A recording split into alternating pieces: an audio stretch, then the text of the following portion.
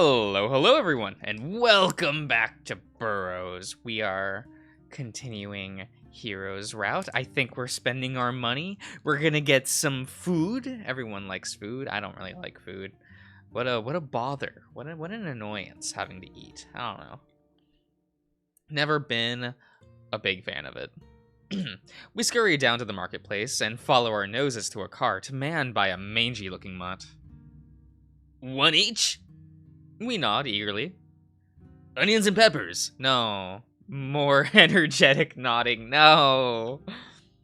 Mustard. Our heads are about to fly off their hinges. All right, sheesh. I'm going as fast as I can. He hands us our food and Hiro slides him a few coins. I can't wait any longer.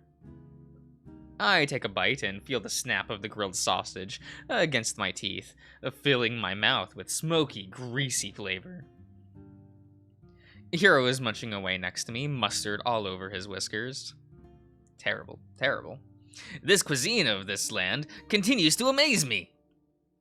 America is full of German-inspired food, but it's nothing like the real thing. Yes, I've heard from the locals that many families migrated overseas. They speak about America as if it's a place of legend. The land of opportunity or something. Yeah, it's not all sunshine and roses. He stuffs the last half of a sandwich down his gullet and swallows, sighing in satisfaction. A few things are, but who cares? We have money. Okay. Hell yeah. I finished my sandwich, commemorating it with a burp. Now what? We stopped to brainstorm, leaning against the wall of a dilapidated house. Oh. No. What? No, it's silly. Come on, tell me. Well, he turns away, raising his tail like a barrier. Remember what we talked about last night? About going, camping. My fur bristles with excitement, and I start to smile. Yeah? I just thought it could be fun to actually do it. Together. I'd love to. He perks up, lowering his defenses. Really? You're not just saying that. No way. I think I'd be a lot of fun. Honest.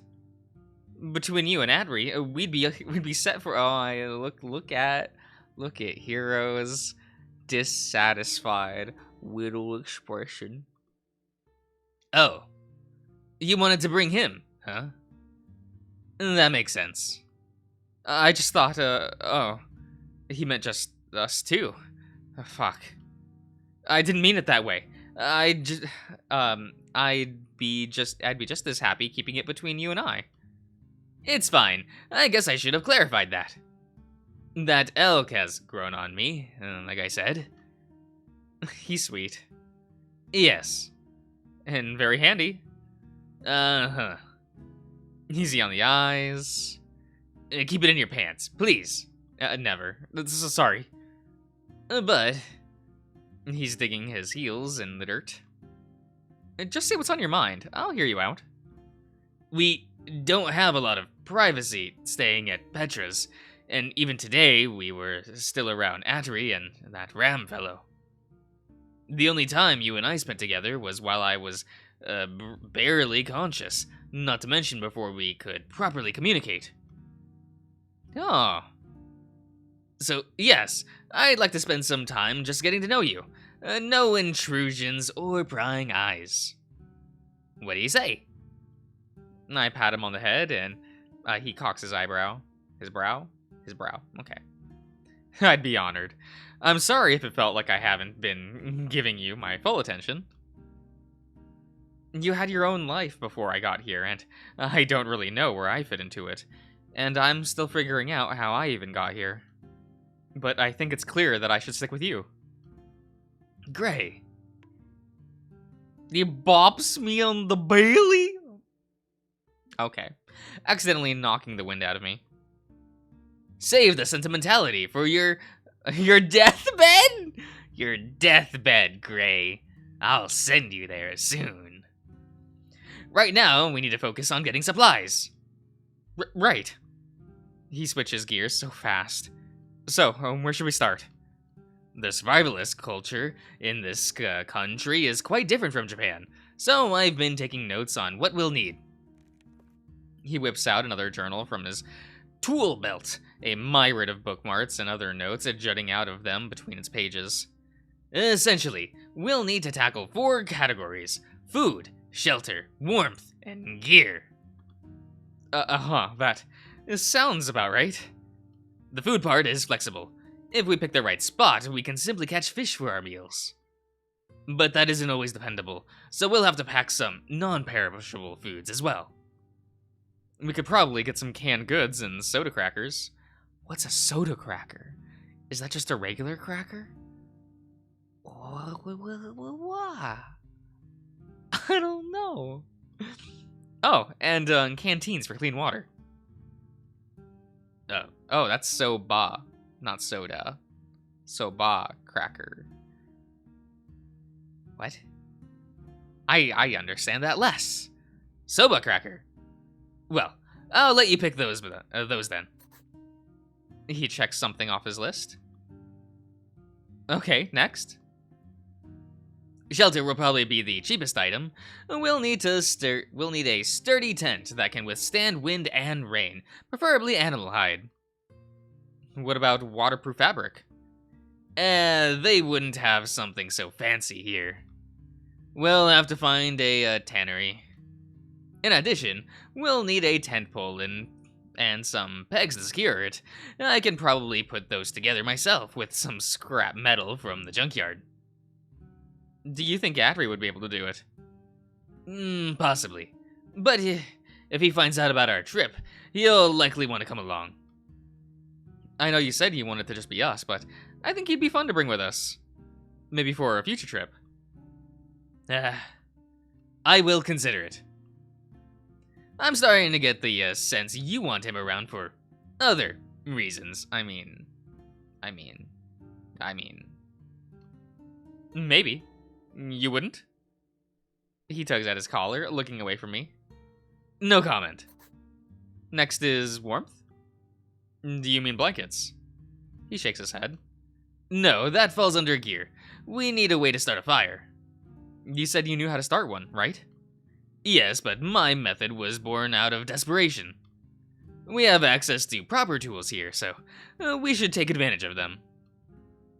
If we could get our hands on some kerosene and your gasoline, it would only take seconds to start a proper campfire. Do they sell it here? I haven't seen. We might have to wait until a proper shipment comes into town and pay to siphon some from their vehicles. How often do they make deliveries? Once a week, usually on Mondays. The next scheduled delivery should be in 2 days. Alright. We'll have to put some cash aside for that. But, last but not least, Hiro smiles deviously. Yes, my favorite category, gear. There are so many strange, esoteric tools and devices one could buy for such an occasion. This is why I'll need you to be in charge of funds. Can't contain yourself? It's difficult. We didn't have such high-quality items available in my village. However, I've managed to boil down my wish list to only a few essentials. He clears his throat, ready to rattle off his demands. Apart from my normal tools, we'll need a fishing rod and a cleaning kit, 2 canteens, a pot for boiling water, an extra cot, binoculars, and a first aid kit. That sounds like a lot, even with our current funds. Yes, I know. I'm willing to do extra work to get what we need. It wouldn't be the first time I've used the bartering system. His eyes glaze over for a second before returning to our usual intensity. Their usual intensity. I'll do my part as well. I think we're in the same boat. You too. Don't be sad. We survived, didn't we? He nods, his expression still somber. We did. He slaps his cheeks a few times, very anime, we love to see it, shaking away the bad thoughts. Alright, we have our list. Let's grab some of the easy stuff now. Part of me really hopes we're talking about two different kinds of survival, but the world is a cruel place. It's like I told Adri before, strength doesn't have to come from suffering. Is that what that said? Strength doesn't have to come from suffering. Okay. Hiro. Those thoughts stew in the back of my mind as we shop around town. Most places were beginning to close up shop as the sun set behind the trees, but we were able to secure some basic items. The canteen, pot, and bedroll ran us about 10 marks, so I seriously doubt we'll be able to get everything we need.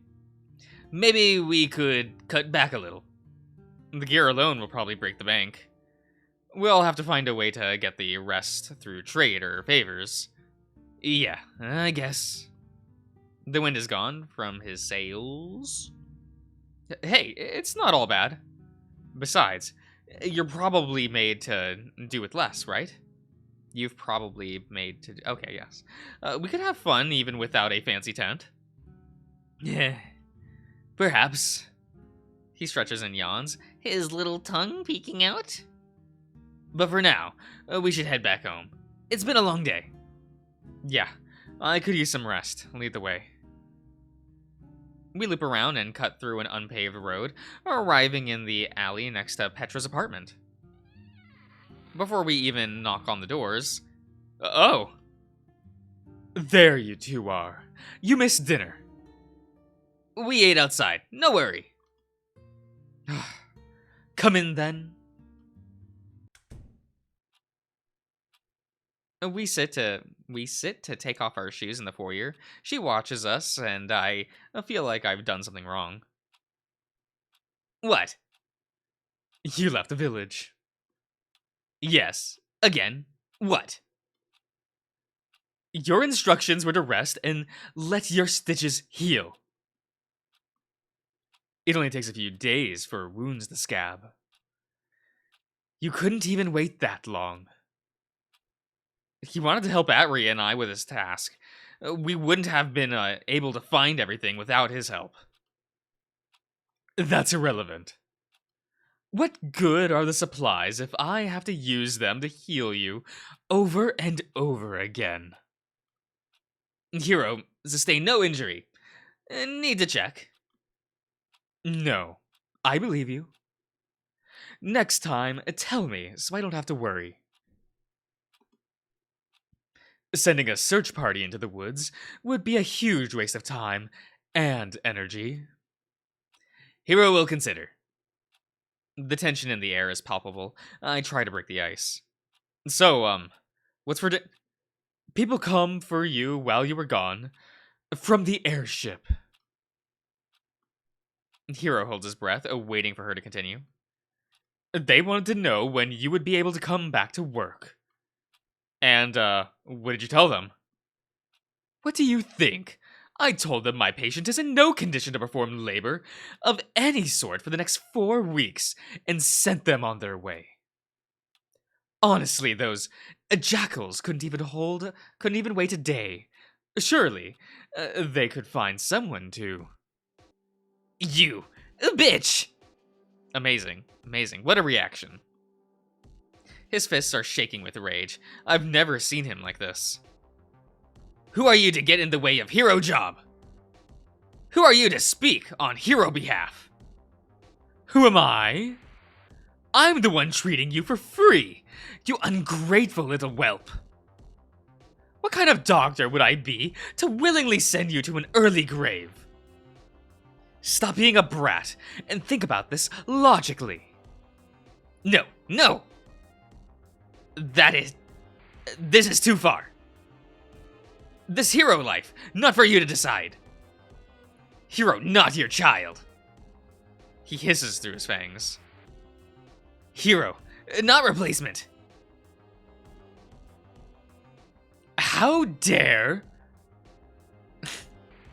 He doubles over, clutching his chest. What's wrong? He laughs to himself morbidly, replying to me in Japanese. Just popped a stitch, that's all. Nothing that requires her help. A small spot of blood forms in his shirt, and he pulls down his goggles, sniffling back tears. Ah, I see. Very Yuya Sakaki. We love to see it. Petra, you won't understand what I'm about to say, but know this. I refuse any further medical care from you from this day onward. That's ridiculous. Don't be crazy. Who else is going to help you heal? What did you just say? Tell me. I don't care.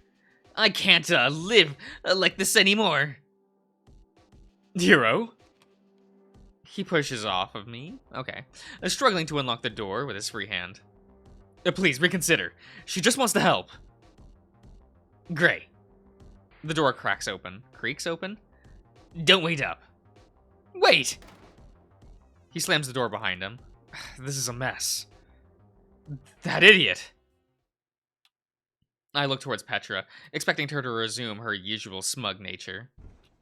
She falters, almost falling to her knees if Mrs. Klein didn't catch her. I was just trying to. Damn it, Hiro! I run after him. I'm not letting either of them off the hook. The sun set faster than I expected, and the streets are paved in shadow. Only the shining dots of open windows guide my way. Hiro? Please, come back. Where are you? I hear a few yells to shut up, but ignore them. Your opinion is noted and ignored, neighbors. Where would he have run off to? Soon, there is no more a town to even check. I reach the outskirts of the village, unable to see through the dark past a certain point. It's no use. I slump down against an abandoned shack. Why am I acting like I know anything about him? Hiro doesn't owe me anything. I shouldn't be meddling in his affairs more than I already have. Petra shouldn't have meddled in his affairs, even if it was out of concern. Hiro should have taken her advice seriously. They're more alike than they'd care to admit. Too prideful to ever apologize. Getting caught up in other people's drama again. Huh, Gray? Sounds like me. My self-pity is interrupted by a soft sob coming from around the corner. Hiro? I'm answered by a familiar sniffle. Do you want to be left alone? I don't know. Do whatever you want. Okay. We say nothing for a few minutes. My chest feels tight. I haven't felt like this since me and Et broke up. Those all-night screaming matches that pushed our emotions to their limit. Then, when we finally ran out of energy and gave up on hating each other, we embraced and made love like nothing happened. It never felt good, but it was better than feeling nothing. He clears his throat, breaking the dead silence. Huh? His voice breaks. You can sit with me. Okay. I peek around the corner to see him sitting on what used to be a front porch. The awning has been eaten away by time, revealing a sky full of stars. He's staring out at them wistfully, his shoes sitting next to him. You took off your shoes? Tisk, tisk, tisk. Hey! He doesn't look at me, patting behind him instead. Okay. Sid. I do. I have a lot to say. You see how Petra treats me, right? Like a child? This seems like this is going to be a hot minute. So I think I will end the part here. This may be a bad decision, but I'm going to do it anyway. So I'll see you guys around.